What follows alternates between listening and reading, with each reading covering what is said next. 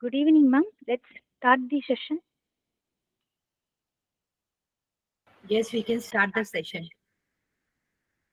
A smile is a universal welcome. Pleasant evening to one and all present here. Dear participants, before we begin, please mute your mic and turn off your camera for better experience and to avoid interruption. Don't ask any doubt in between the sessions. Doubts may be raised after the resource person completes her presentation. On behalf of the organizing committee, I welcome you all for the 2 days national level virtual faculty enrichment workshop on teaching methodologies and collaborative teaching tools, organized by FTP division of A.C.T Academy, Tamil Nadu. I extend my warm welcome to the resource person of today's session, Dr. Smita Agarwal ma'am. Dr. Smita Agarwal ma'am is teaching as assistant professor in the Department of Political Science, University of Delhi. She has pursued her PhD also from the same department. Her research interests all are development studies, gender and local governance, and Indian political thought. She has a number of presentations and publications with her. Now I invite Dr. Smita Agarwal ma'am to deliver her session. Welcome ma'am. Now the time is yours.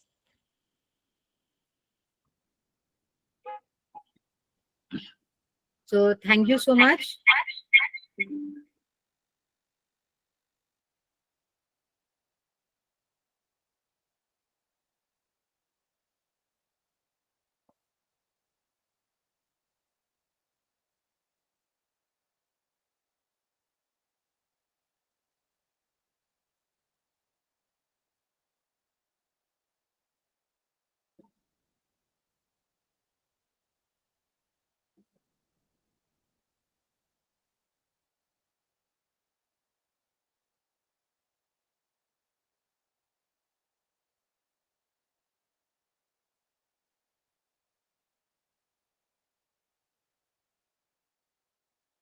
Thank you so much for giving this opportunity.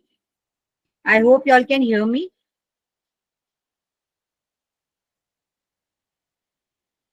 Yes, ma'am. Okay. So my today's topic is on teaching methodology.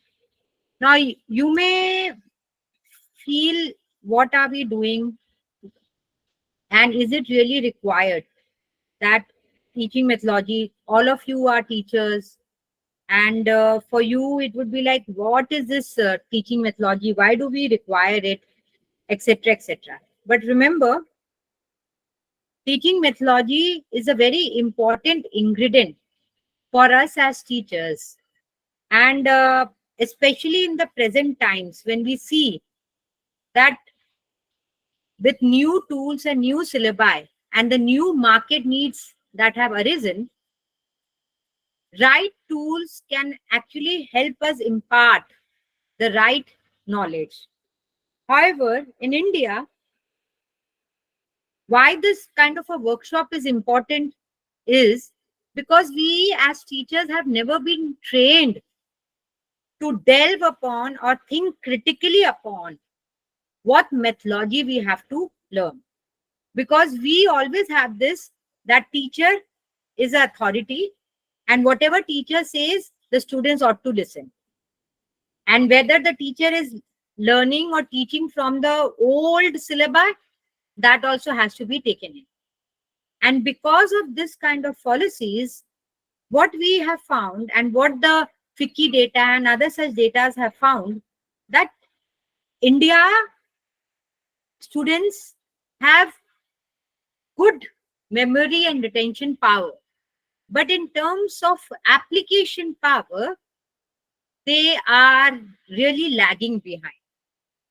And second, the FICCI data had also pointed out that most of the graduates and other such people who clear with distinctions, even from good reputed institutions of India, they lag behind the market capabilities and the needs. As a result, most of the companies, when they hire people, they have to give them a training for either 6 months, 3 months, 9 months, etc. And why does this happen? This largely happens because we teachers are never oriented or taught to understand what methodology has to be adopted. And remember, methodology had always existed. Now people may be belonging to different backgrounds, science, commerce, humanities. You all have learned lot of, or you all have has a first-hand information on lot of ancient text. There also there was a methodology which was followed in writing the text. But because of the poverty of academia and the teaching skills in India, what was more important was the content rather than the method that had to be adopted. Therefore, I begin my lecture first by picking up two technical terms, which is methods and methodology. Now, for a layman and for all of us as beginners or as teachers who may not have thought a lot about it, methods and methodology seems to be the same thing. But no, they are different. And method is simply about the tool that is used to answer the research question which we are picking up. Now, here I want to really draw attention to all of us that the fact is that we as teachers in India also lag behind in raising new research questions. And when that happens, we face this problem of why do we require research questions? And when that is not raised, then the question occurs is, what is the need of collecting the data? The data is out there only. But no.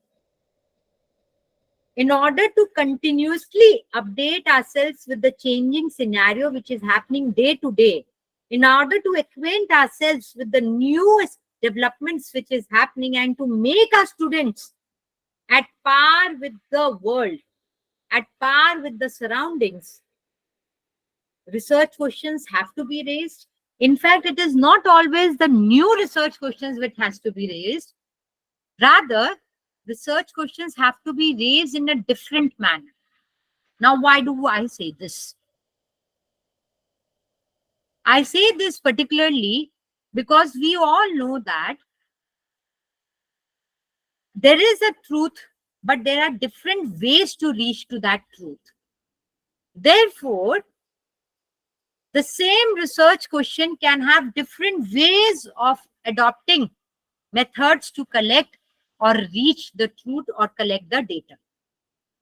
Therefore, method is simply about one tool that we use to research particular question, and then we also use that tool, that method, to collect the data.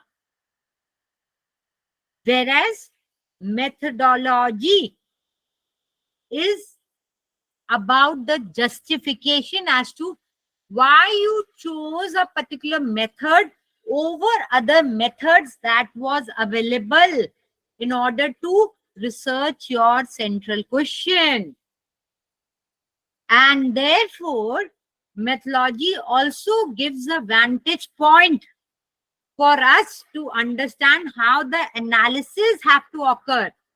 So it is not just about going and collecting apples and bananas from the market, which is collecting the data, but rather collecting the data by adopting a rational approach and then analyzing the data, because data is humongous in the market. Even for a single thing, we can have lots of data. Even for a single research problem, we can get lot of data. But what is important is how you process that data. And what comes in handy for us? Methodology. Because methodology outlines the strategy, the general research strategy that has to be undertaken. So methodology, therefore, tells us the path which we have taken or which we have chosen to take into approach to the question. And there is no wrong methodology. What we do is we try to process, we try to figure out what can be the best. And every time we use a methodology, maybe while learning and while teaching, because teaching is also a learning process. So in this process, what happens is we undertake methodology, we undertake the rationale, and then maybe next time when we pick up that particular research question, we think that maybe we can use another methodology to do so. So there is no one methodology and no one right methodology to undertake your research or undertake your teaching assignment. That is the first key point. And second key point is methodology has to be adopted in present times if we have to cater to the present demands of the market and present needs of the student. So gone are the days of picking a book and just reading it to the students. That is not now required.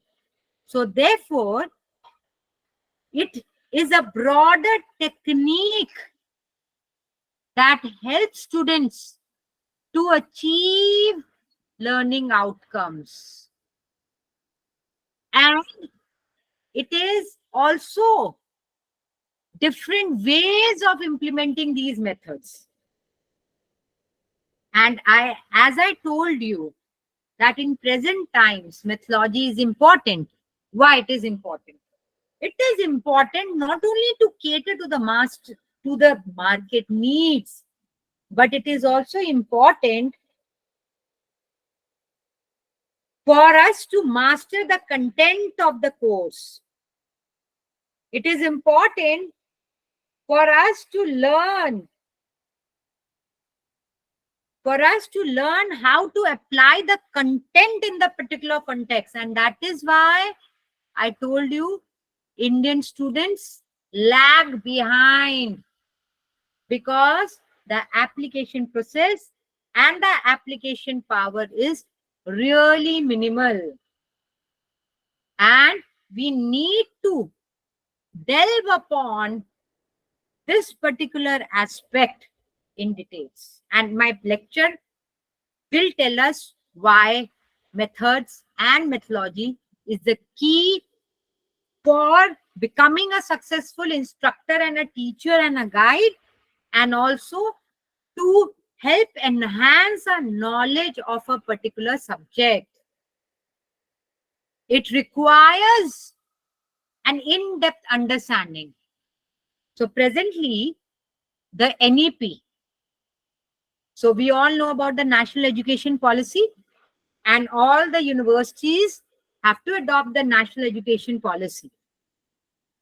Has specifically talked about this particular understanding. And what is that particular understanding? That particular understanding is how you map the current courses that encapsulates the culture also, and that caters to the market needs also. And therefore, we have learning outcomes, we have talking about student needs, and we are talking about learning environments. So today, most of us in our respective universities are engaged in drafting the NEP syllabus for our courses. And all of us are writing the learning objective, the learning outcomes, the structure of the assessment, what will be the contents of the assessment, and how will you fulfill them. So the moment we have these things, there is also a particular underlined section of teaching methods that ought to be adopted, that ought to be understood in a careful manner for us to reach this understanding. Okay. So teaching method, therefore, is today important for us as teachers to acquaint ourselves with these things. Now, coming to what kind of teaching methodologies do we have? See, if you Google search, you will get A to Z teaching methodologies, starting from A, which is audio, to Z. So 26 and more than 26 kinds of teaching methodology was there and is also there. But at present, taking into consideration the NEP mandate and taking into consideration the present environment, various scholars have underlined or divided methodology in 4 different ways. One way of studying is teacher-centered, which is direct lectures. And in this direct lectures, teachers are considered the sage on the stage. So who is a sage? One who is non-questionable. One who has to be obeyed. Whatever he or she has said has to be obeyed. Sage on the stage. So it is thought that teacher has all the knowledge, the students know nothing, and that has to be. Second is student-centered.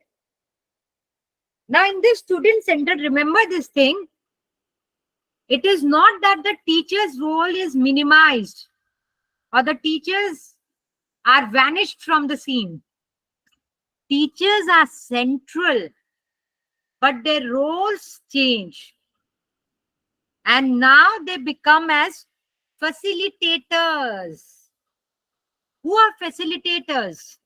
Facilitators who guide. So rather than having an authoritarian position, which is with respect to the teacher-centered approach, in the student-centered approach, there is the understanding of facilitators. One who facilitates, one who guides. Facilitates means guides. Whom do you guide? You guide them to the path of knowledge. You tell them because of your experience and because of your knowledge that this can come. This can happen. This ought to happen. Or this can be thought about. It is not this ought to happen, but this can be thought about. That is the kind of understanding that comes away. And then, of course, we also have the use of technology. So in present times, technology has become the central stage of a teacher-student or knowledge-enhancing capability. So without technology, nothing can work. As a result, that has to be taken into consideration. But the question is, how much technology? So can the technology replace the students or replace the teachers? Not the students, replace the teachers. No. There is a very clear-cut understanding among all the researchers, among all the teachers, among all the academicians worldwide, that no matter what technology has coming, no matter what artificial intelligence is coming in, teachers' role cannot be sidelined. So you have two approaches. One is a high-tech approach to learning, and the other is the low-tech approach to learning. What happens in the high-tech approach to learning? You have the use of devices, laptops, internet. That is, we enter the world of technology. Whereas in the low-tech approach, in the high-tech approach, internet and technology is the mainstay. It is a mainstay.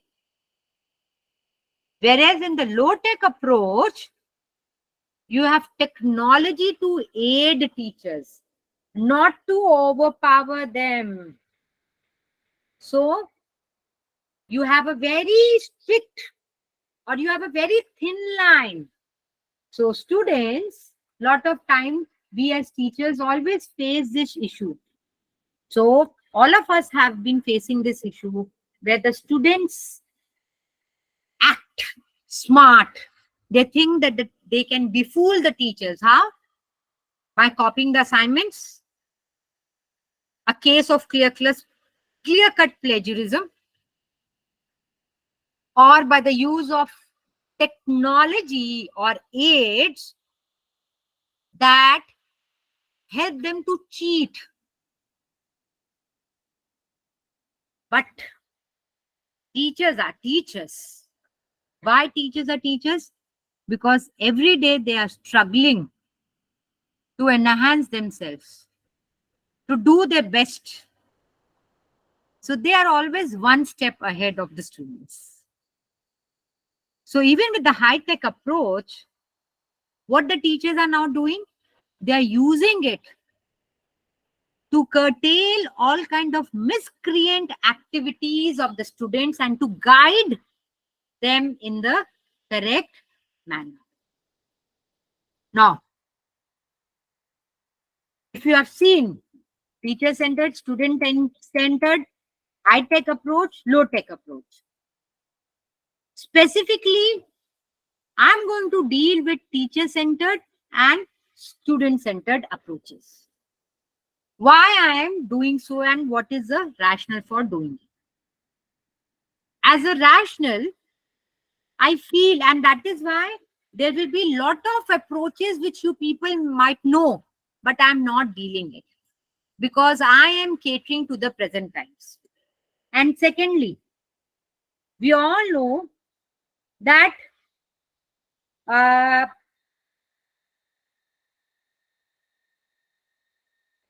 that NEP is more for an interdisciplinary format. So interdisciplinary means there is now a clear-cut reduction of binaries, and this can be understood from the CUTET, Central University Entrance Test exams, where students from different disciplines are crossing their boundaries and giving exams. Okay. As a result, what we have is now no clear-cut rule that this ideology or this methodology can only work for this particular stream and not for other streams. This cannot work. Therefore, I have not put my lecture in terms of methodology for humanities and social sciences, methodology for commerce and methodology for sciences. Rather, I am delving upon methodology for the present times. And my focus is more on teacher-centered and student-centered. I hope this is very clear. Okay. And we as teachers in the present times have to deal with interdisciplinary students, because NEP has a mandate for general elective, it has a mandate for SEC, and all of us are involved in teaching. So we are also going beyond our boundaries. Therefore, it becomes important for us to understand the latest methodology that can be used to cater to the students' well-being and garnering their attention. So for teaching methodology, specifically for teacher-centered approach, where teacher is a sage on the stage, we have the following 6. And I will tell you in details why I have picked up these following 6. Direct instructions, worksheets, personalized learning, brainstorming, problem solving, and then the project methods. The rationale for choosing these 6 and not the other is largely on account of the fact that present times teaching methodology of the teacher is revolving around these 6.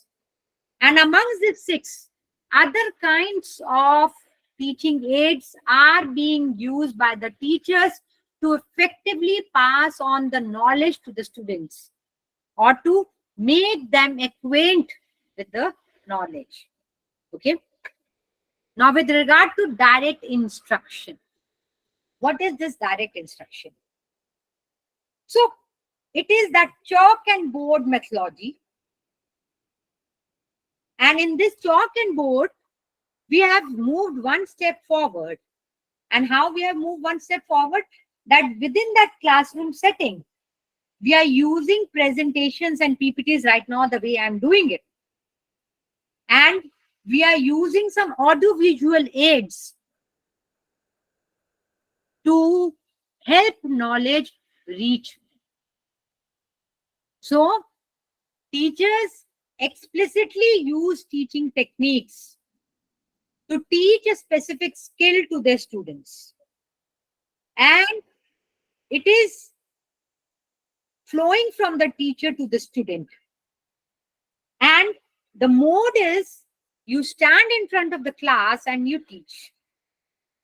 And how do we go about doing it? What are the steps involved in this direct instruction? In the steps involved for the direct instruction, we have the following things. A, you give an introduction to the topic which you want to teach. So you adopt different kinds of introduction methods, either in terms of starting off with an example, or in terms of simply asking, do you know about this topic? Have you heard about it? Etc. etc. So the first step is about introduction. It is about the review. So you try to just give a small thing, and in fact, this is a method whereby we just tell the students these all things are happening. So first is introduction. Second is development. So any concept, be it in mathematics, social sciences, arts, or science, there is always a history to that concept, to that vocabulary, to that word that requires an understanding. So that is brought out to give a backdrop. And in present times, teachers even go one step forward in trying to tell why this needs to be studied. Because a lot of times, the students always have this question, why do we have to study these concepts which are ancient, which are dilapidated, which do not have anything? So development outlines certain things that has to be followed. Next, we have the guided practice. So this guided practice is different ways. In a subject like mathematics, teachers solve certain sums, examples, that is solved. In the case of social sciences and commerce, what is a guided practice? Then we try to put a concept in a particular understanding.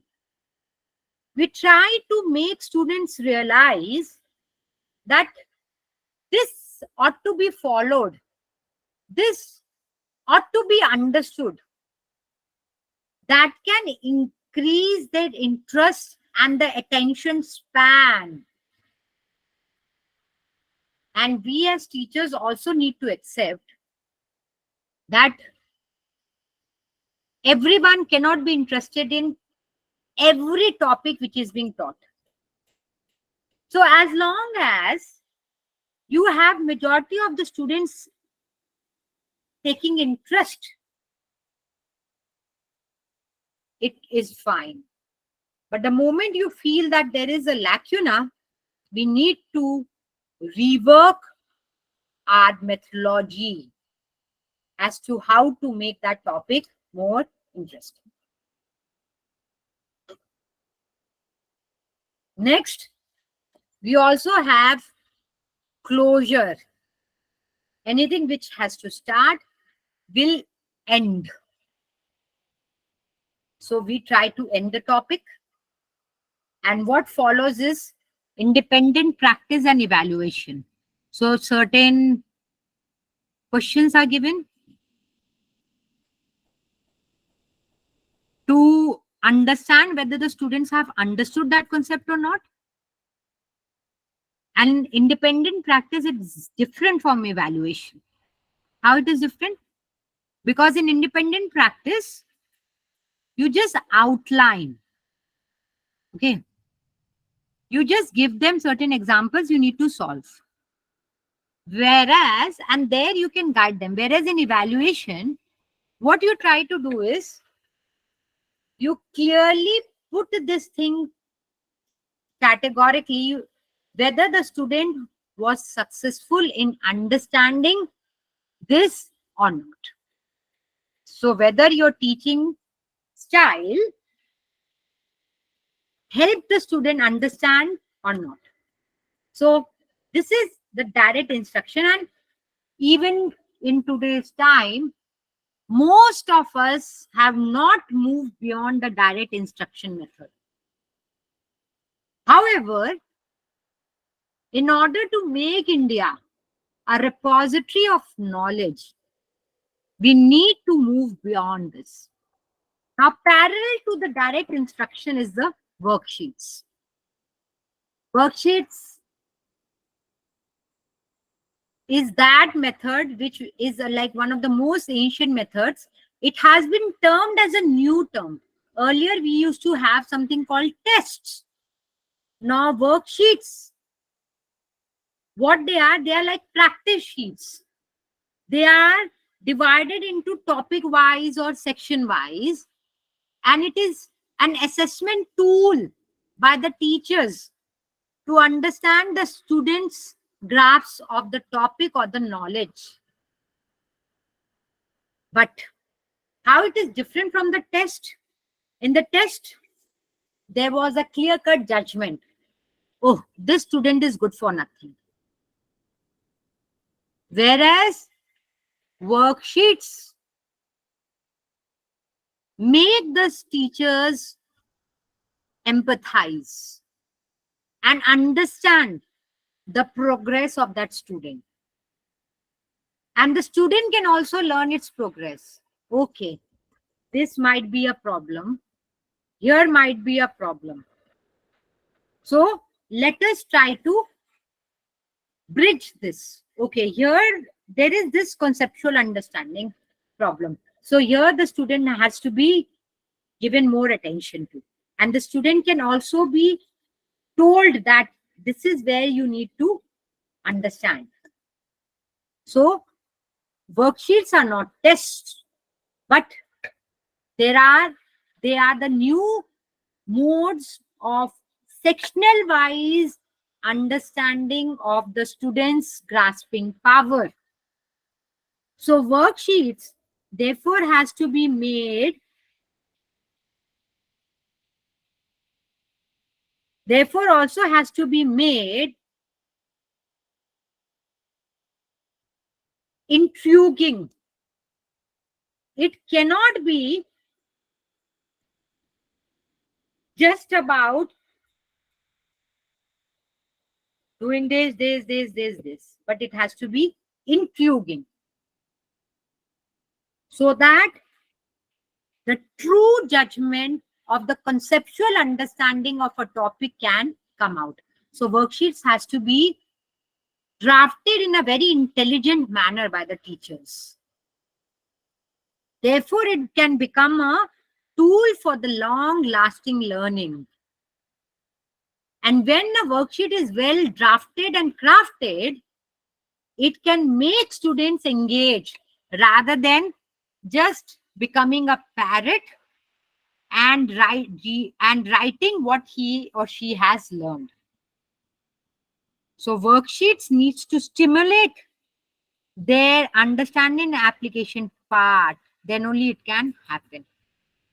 And in this manner, the evaluation of the worksheets can also become an effective tool for grading for us. And it can make difficult concepts interesting. Okay.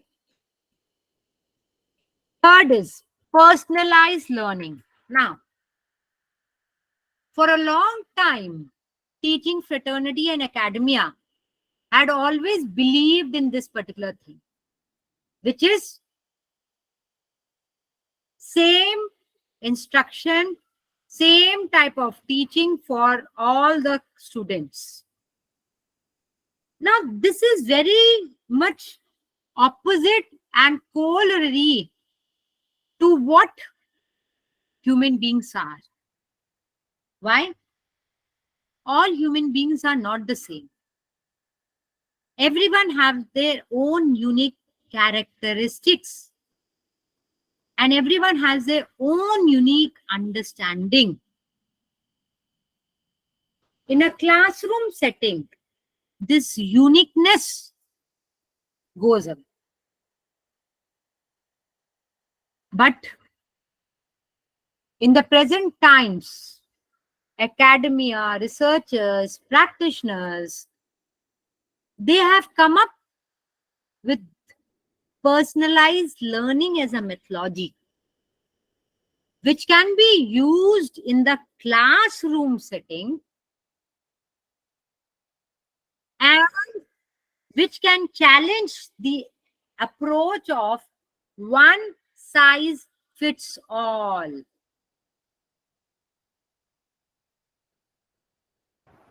Excuse me, ma'am, the slide is not changing. It's the same types of teaching methodology. But it's changing in my case. I don't know why this is happening. Let me see. I'll just restart again. Okay. The sharing part. One Yes, second. ma'am.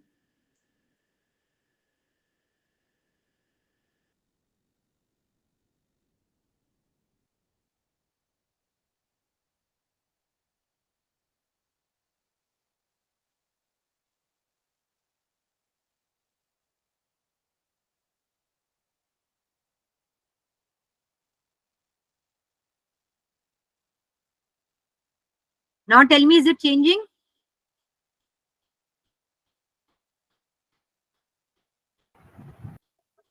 Yes, now it is. Now it's changing. Okay. You all should have told me earlier itself only, because since I'm sharing, so I don't understand what is being presented on your screen. I'm not able to see what is presented on your screen. We were writing it in the chat box, ma'am. Oh. Yes. I'm extremely sorry, but the chat box was also not visible to me. It's okay, ma'am. Thank you. Okay.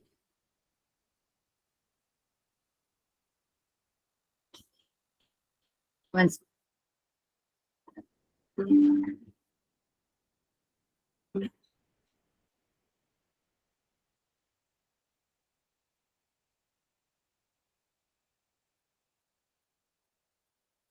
So is the you all are able to see this? Okay.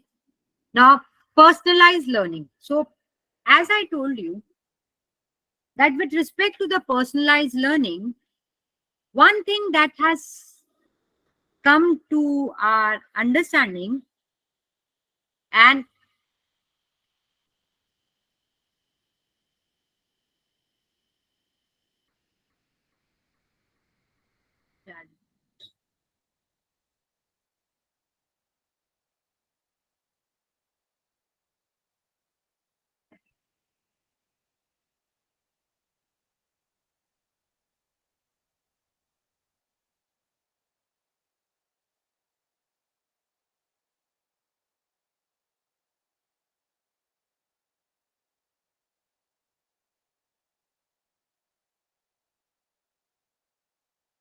okay.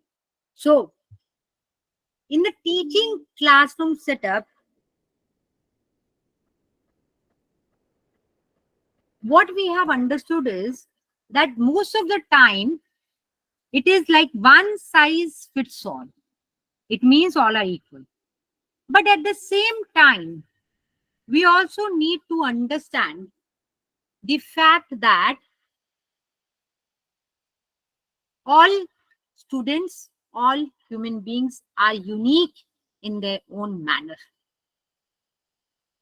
But we also know this fact that we cannot do away with the classroom, and there are other such institutional limitations. So, what can be done in order to cater to the uniqueness of children?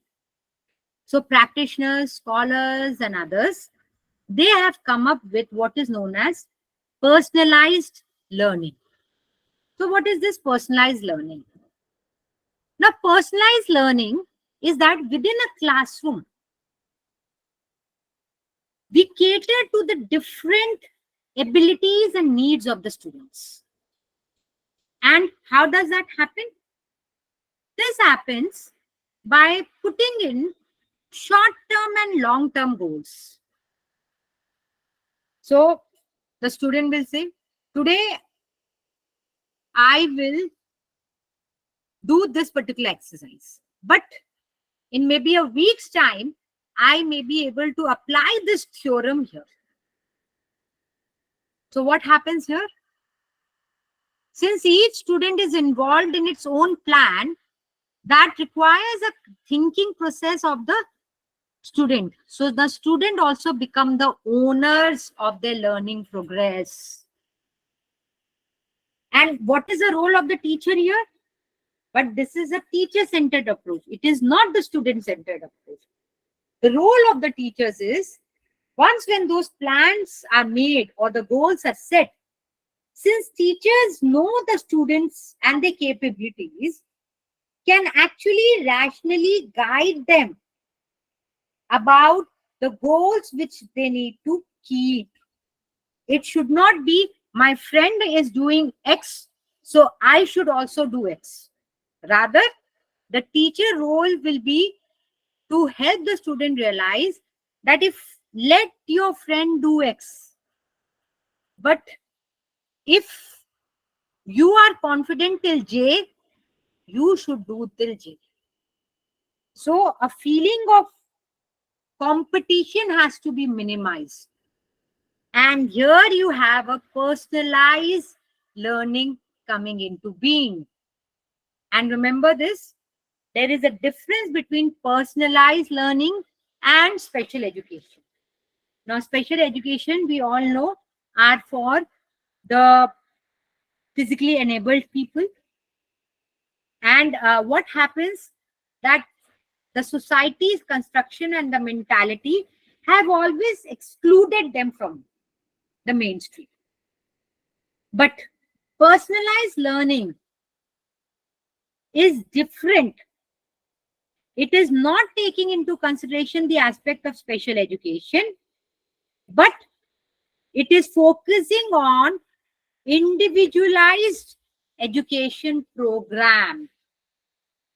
So that aspect of special education that comes in the latest understanding, which in the new topic, which I will talk about, UID, Universal Education. Okay, I will talk about that also. So personalized learning is one-to-one learning, one-to-one person's progress, which is taken into consideration. Next we have is brainstorming. So brainstorming, what is it?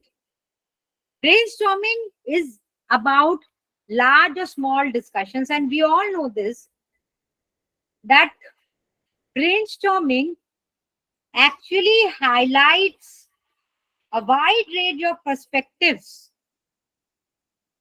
or the potential that is undertaken by the students.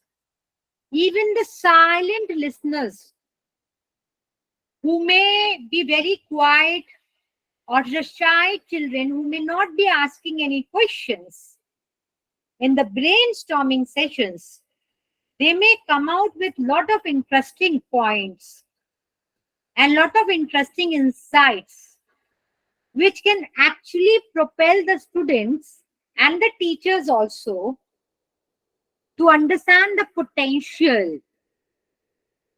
And lot of times students might be shy in expressing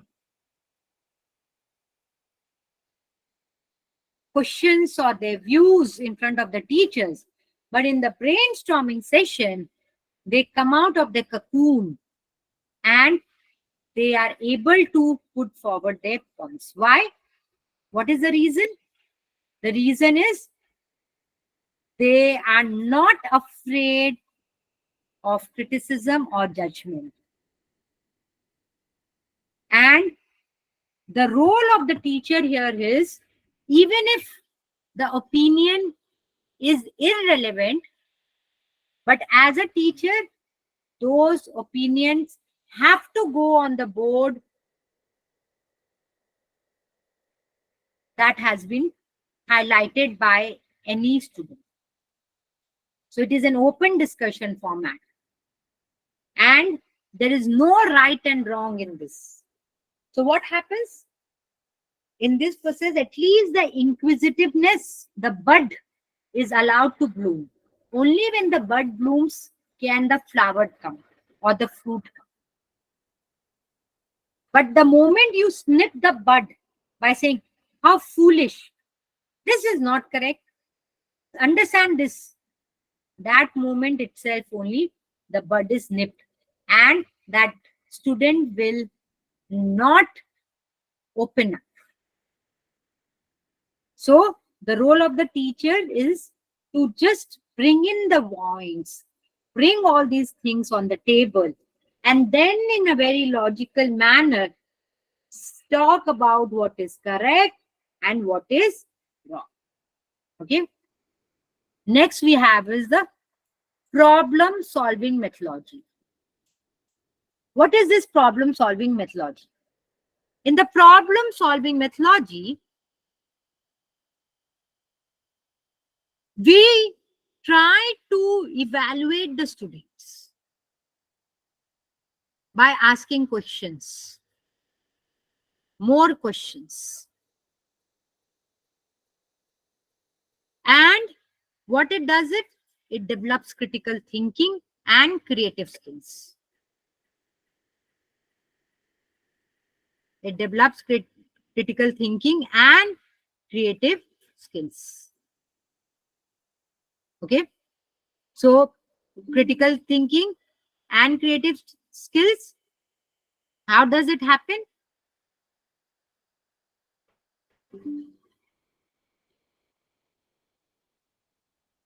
It happens because of the fact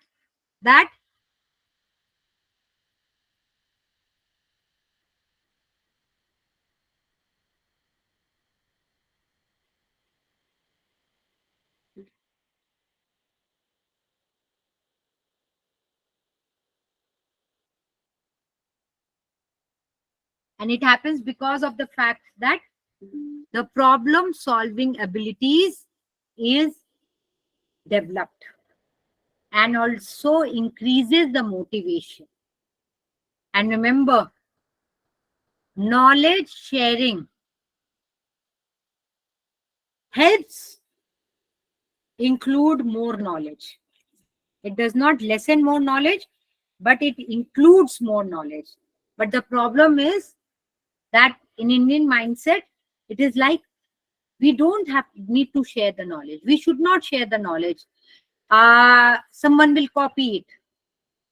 Whereas the more knowledge you spread, the more confidence you get about reaching the truth and about understanding or stimulating your logical understandings. Then we have the project method. So what is the project method? It allows students to acquire key knowledge and skills to the development of projects, and it responds to the real life problems. Now here I want to tell you one thing which has to be, understood by all of us. In India, no doubt the project method is into consideration for a long time. But the true essence of the project method is not followed. Why? Because rather than making students prepare about the real life problems or making students equipped with planning, structuring, executing, or presenting, where the teacher is supposed to guide, it is just copy and write. So copy from the internet with no guidance coming in, with number of pages playing an important role in the project method, and no responsibility. So project method as practiced, and we all know, we as parents and we as teachers, we are practicing the wrong project method. Especially as parents, we are seeing the way the schools bombard with the projects with no time given. It is now come up with a project based business model also, where people are given the owners of doing the projects. Okay, we will pay you, please do the project. We will pay you, please do this. So where is responding to real life problems happening? Nothing, because pages matter. The models or the projects which are given does not compete with the age. And everyone does not have the age. Everyone does not have an interest in all kinds of projects. But that is never taken into consideration, because project-based method has to be introduced. That was introduced. That has become part of the evaluation. But the real essence has lost. So we need to understand that the project method is for critical thinking, communication, collaboration. And it is also for the competency which has to come for the 21st century. Now, with regard to the teaching methodology of the students, what we have. Now, remember this thing, I'm highlighting it again very categorically, that in the student-centered learning, the focus is not that the students come in and the teachers take a back seat. No. Rather, in the student-centered learning, there is now a felicitator and a collaborative understanding which is going on. So now the teaching methodology has to be about instilling these things. And it is also about adopting inquiry, instilling inquiry in the students. That is very important, which we fail to do. So inquiry-based learning has to be taken into consideration. Inquiry, that questions. So small kids, they will come and ask, why does this happen? So if you answer, they have another question. Otherwise, most of the time what we say, Arey, why do you have to ask so many questions? Keep quiet. When you grow, you will get the answers. That kills that. So parents are also teachers. So inquiry-based learning is the responsibility. It is a cooperative effort. Design thinking. Thinking-based learning. Expeditionary learning. Game-based learning. And kinesthetic learnings. Now, again, I'm telling you, I have just picked up the latest ones. You have a plethora of material which can tell you about what is practice. But I wanted to acquaint you all with the latest ones that can help us, give us a hands-on training to guide our students. So with regard to the inquiry-based learning, it is about an active participation which involves posing questions and bringing real-life experiences to them. And what is the reason, the rationale? The rationale is to channelize the thought process of the students through queries and to help them to think instead of what to think. You need to only answer these questions. No, it is not what to think. How to think is important. And for this, what can we adopt? We can adopt case studies, we can adopt group projects, we can adopt research projects, we can adopt field works, and we can adopt unique exercises. For design thinking is an application to education. And in design thinking, individual problems of each student for a particular topic is catered. And in design thinking, innovations have to be undertaken to cater to that individual's space. So maybe a particular student might have understood fourth chapter very well, but is unable to understand mass chapter. So in that case, the designing has to be done in such a manner that through the fourth chapter, we can reach the mass chapter and help the student understand. That is one example just I'm telling. And in design thinking, the greater stress is on accuracy about what is hindering, what is the problem which is happening. So design thinking is a very stimulating task even for the teachers. Oh, what basic thing can I adopt so that my student is not left behind? And of course, the attitude of, oh, leave it, this student is good for nothing, has to be clearly kept aside. Because if we work in that manner, we cannot bring about a transformation in the student approach. Therefore, these are the 5 key points for the design-based thinking.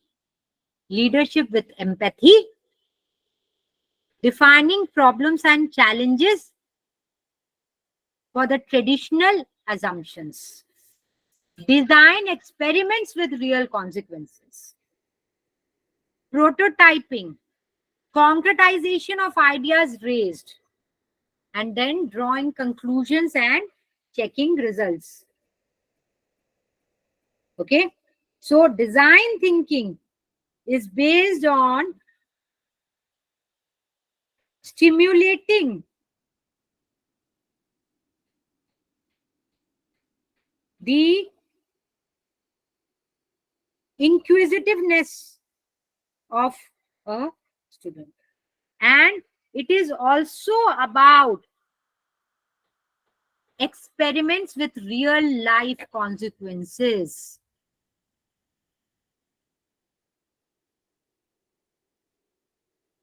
So, but there is also the problem with the design thinking. The problem is design thinking cannot be applied in all circumstances. A. And B. Design thinking also has to be understood that it is about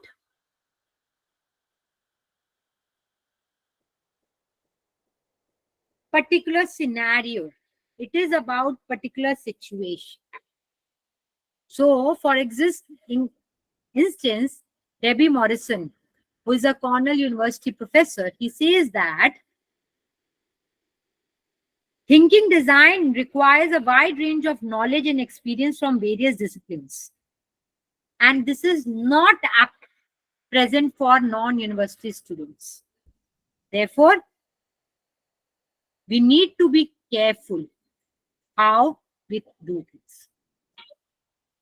Next is about thinking-based learning. So, as we all know, it challenges the traditional assumption of memorization, and it is developing effective thinking on part of the students. So you instill thinking, and it actually makes us actually dismantle this kind of an assumption that geniuses are only born. No, geniuses are made. And how are they made? They are made through our thinkings. As I told you, if a teacher, and the teacher can be a teacher or a parent also is a teacher, simply snubs a child who is asking questions, it can never bloom into a flower. So thinking-based learning is a deeper and a more significant understanding. It is about development of thought and reasoning. And what happens is, it helps to retain what you have learned. So rather than memorizing, when you think, you are able to. Then you have the expeditionary learning. What is expeditionary? Expeditionary comes from the term expedite or expeditions. So who goes on expeditions? Mountaineers, adventurers, club. And expeditions is going beyond the classrooms, immersing in the real world experiences. And remember, it is not debunking the classrooms, but it is about shifting the classrooms outside. Everything is to learn. And you learn through expeditions. You learn through hands-on training. And it helps in the character development. And remember, and why? Because you learn to observe. You learn to relate to things. And you learn to apply to things. Next, we have the game-based learning.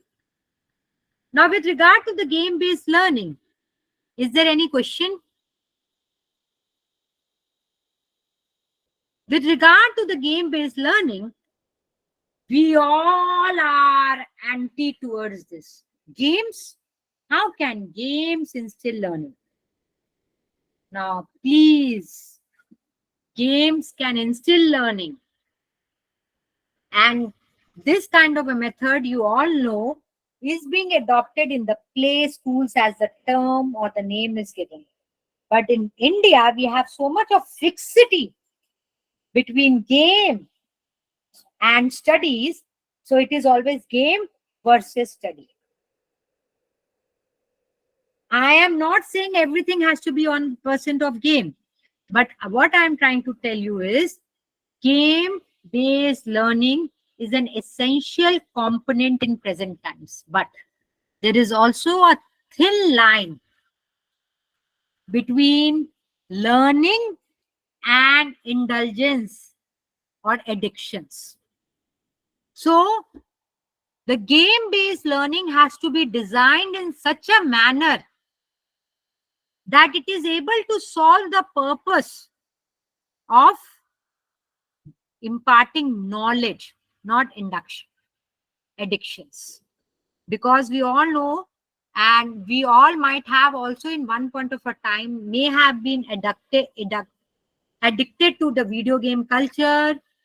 We may have addicted to, all these PUBGs, etc., etc., etc. And we all know the nuisances which is happening. But we also have to recognize this fact that games and internet-based games and game-based cultures today surrounds all children, all teenagers. So rather than simply telling them to stop playing, why can't games be designed in such a manner that they can learn from it? Why can't games be used in such a manner to instill? So that is about gamification. And that is why Marx Prensi says that the world needs new curriculum because they are surrounded by computers and video games. So you need to have schools that cater to this. Otherwise, they will not be interested. But at the same time, a caution has to be understood. That caution is learning and pleasure. And that pleasure can take the form of addiction. So learning can only be activated, but conservative thinkers like Kentaro says that uninterested students who lack curiosity will not be interested even with games, because he thinks that it is individuals' motivation that can propel them to study. I am saying this kind of a conservative thought, and I'm sharing this thing largely because I want to tell you that there has to be a larger understanding of our process. Then we have the kinesthetic learning. So kinesthetic learning is physical activity. So it is the tactile, hand-on physical activity. And it is about combining the method of visual, auditory, read, and write. This is a very in method where students are given hands-on training either in usage of softwares or in picking up critical questions for the society. Now let's come to the NEP mandate, because I'm stressing because we are teachers here in India and we need to understand that NEP mandate today has combined technology with teacher and student centered approach. Therefore, we have blended learning, flipped learning, universal design for learning. So what is this blended learning? Blended learning, as the name says, it is both classroom learning and online teaching. So you read certain things, you play certain things. Oh, that is blended learning. And this is different from the flipped learning. I want to tell you this. Why? Because in the flipped learning, what happens is that the students study at home, but they solve questions in the class. So their inquiry is raised in the class. Their understanding is raised in the class. Now, so, and how that happens is a preliminary reading of the concepts or topics are done at home. And then the teacher has a role of stimulating the minds of the learners in such a manner that what they have learned, they can solve it in their assignments or they can apply it. And finally, we have the universal design for learning. And this is different from the individual learning. Why? Because universal design for learning talks about bringing in the physically or the challenged people. It can be in whatever manner. Bodily challenged people who are socially excluded, who are considered to be differently abled people, they are planned to brought to the classrooms. And how does this happen? It is through the universal design for learning. And in this universal design for learning, you make spaces in your classrooms for them also. It can happen through personalized learning. It can happen through individualized learning. It can happen to making the space accessible to them, because different learners are wired to learn in different ways. And this is an important mandate which all of us have to follow. And finally, when we talk about methodology, remember, methodology is about building competency and it is about building cooperative learning. So, what we need to understand is that the traditional Indian method of competition has to be replaced by cooperative, and memorization has to be complemented with enhancing the capability skills. So competency, not competition, but competency. Memorization is there, but at the same time, you have to be made capable to cater to the real life challenges. So with this, I end my presentations. And now, with whatever questions or whatever doubts you have, I'm ready to take. Thank you so much.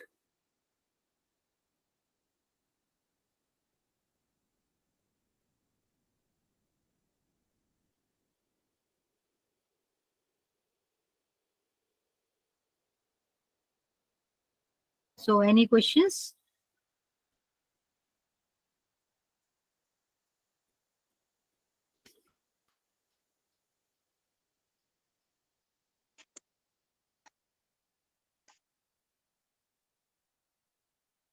Hello, excuse me, ma'am. I Yeah. just want, if you can give one example, how do we use games in motivation? Yes. Very good. Now, uh, take the example of a particular topic like mathematics. Okay. In mathematics, let's take up division. Okay. Now, usually what happens is students are told to mug up the tables, okay, and then apply, and then you simply divide it. Rather than that, why not have some kind of a demo class? So games is not just about the games here, and in that we divide the students. That ways we can do it. Or in fact, even something like Sudoku, that is a gamification method that instills a logical thinking. The second important thing would be light and sound. So which travels faster? It can be made in such a manner, the app can be made in such a manner to show the demo. That ways it can instill a kind of a game plus theoretical understanding.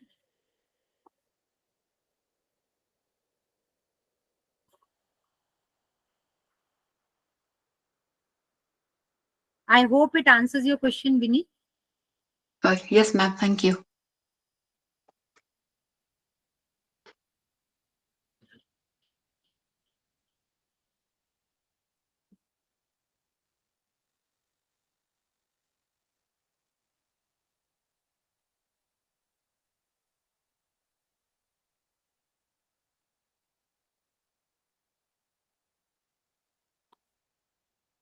So any other questions or any other queries?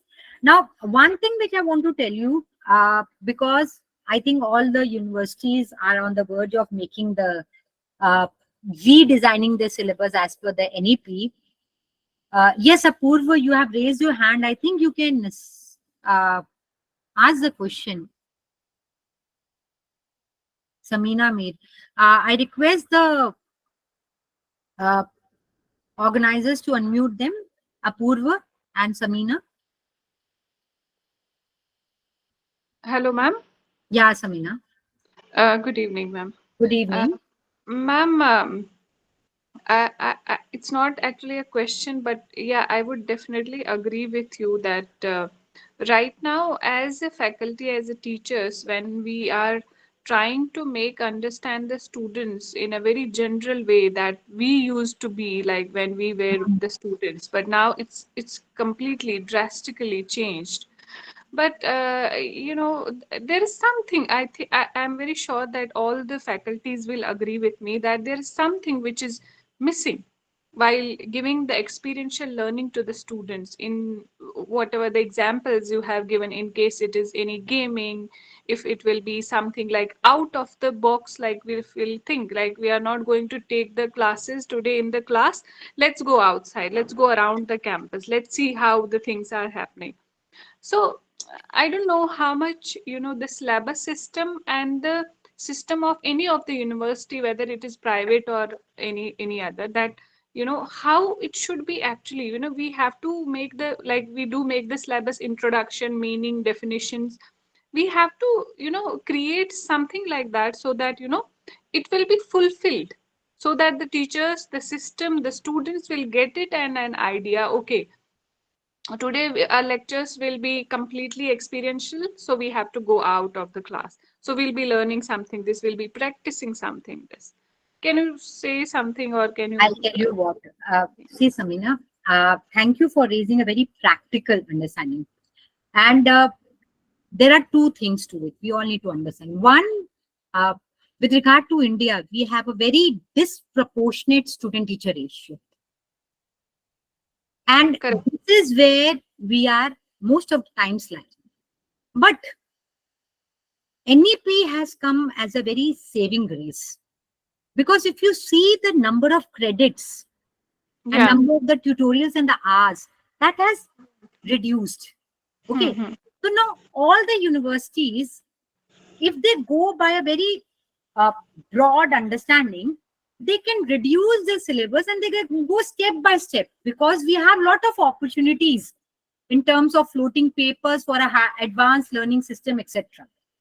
And when Correct. we can have small syllabuses, then we can automatically bring into aspect all these methodologies or the native one, which can cater to the disproportionate proportionate student-teacher ratio.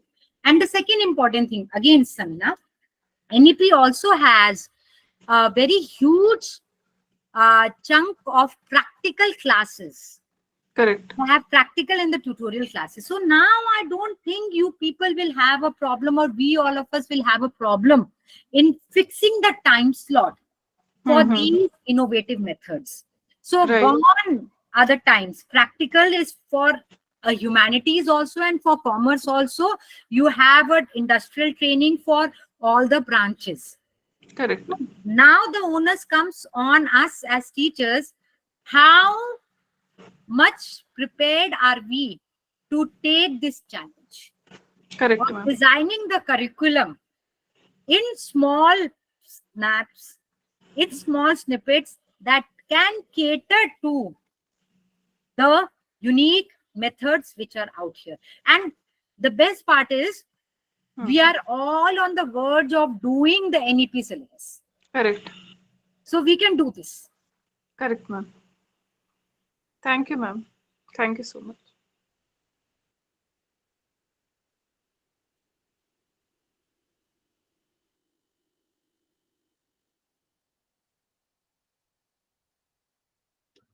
Anyone else?